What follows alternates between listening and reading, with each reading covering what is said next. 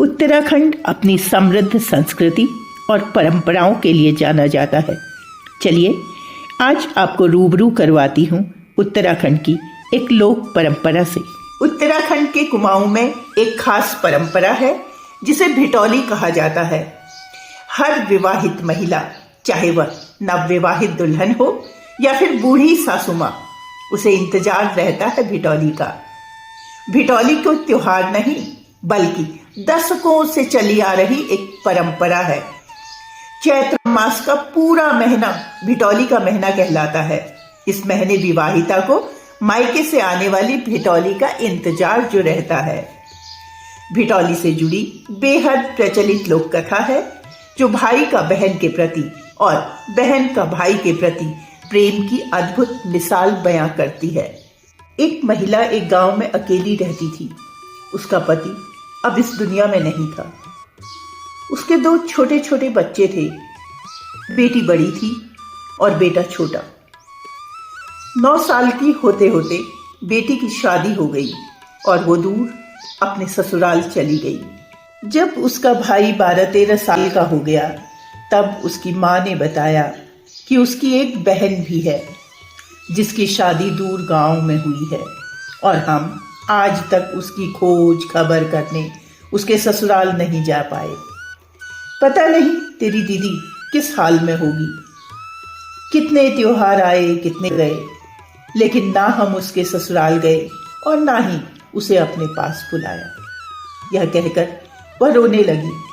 ना जाने तेरी दीदी क्या सोचती होगी। अपनी बेटी को याद कर माँ फपक फपक कर रोने लगी।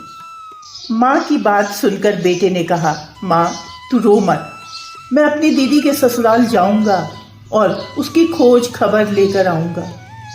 उस समय उसके बेटे की उम्र 12-13 साल थी। माँ ने बेटे को समझाया, कहा तू अभी छोटा है। रास्ते में बहुत घना जंगल पड़ता है जहाँ बाघ, भालू, सुअर जैसे भयानक भयानक जानवर हैं। जब तू और बड़ा हो जाएगा तब दीदी के ससुराल जाया करेगा उसकी खोज खबर करने।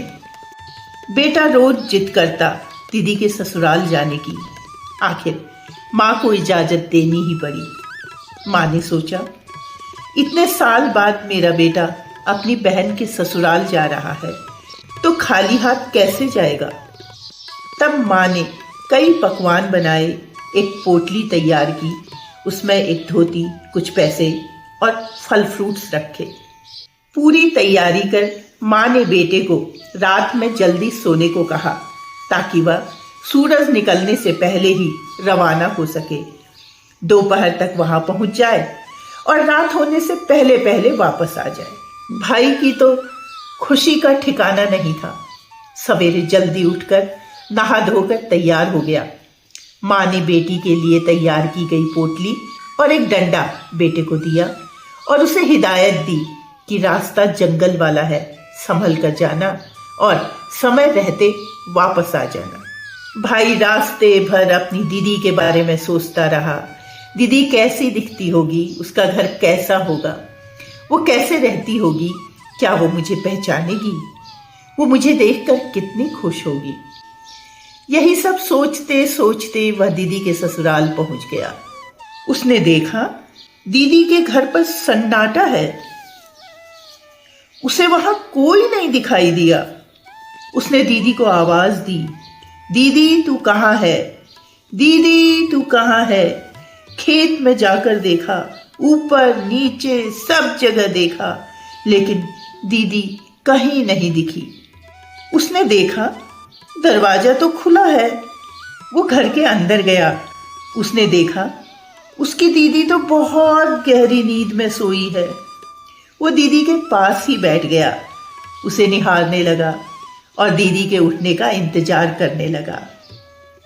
इंतजार करते करते बहुत देर हो गई, लेकिन दीदी नहीं उठी। अब उसे घर वापस जाने की चिंता सताने लगी और निराश मन से वह घर वापस लौट आया। घर लौटकर उसने माँ को बताया, दीदी बहुत गहरी नींद में सोई थी, इसलिए मैं उससे नहीं मिल पाया। यह सुनकर उसकी माँ बहुत दुखी हुई। जब उसकी बहन की नींद टूटी तो उसने देखा उसके सिरहाने पर एक पोटली रखी है। पोटली में कई तरह के पकवान, कपड़े, पैसे और फल रखे थे। वो बहुत खुश हुई। उसने सोचा जरूर मेरा भाई मुझसे मिलने आया है।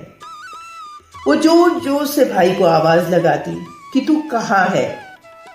इंतजार करते करते बहुत देर हो गई। जब भाई नहीं आया तो वह जोर जोर से रोने लगी।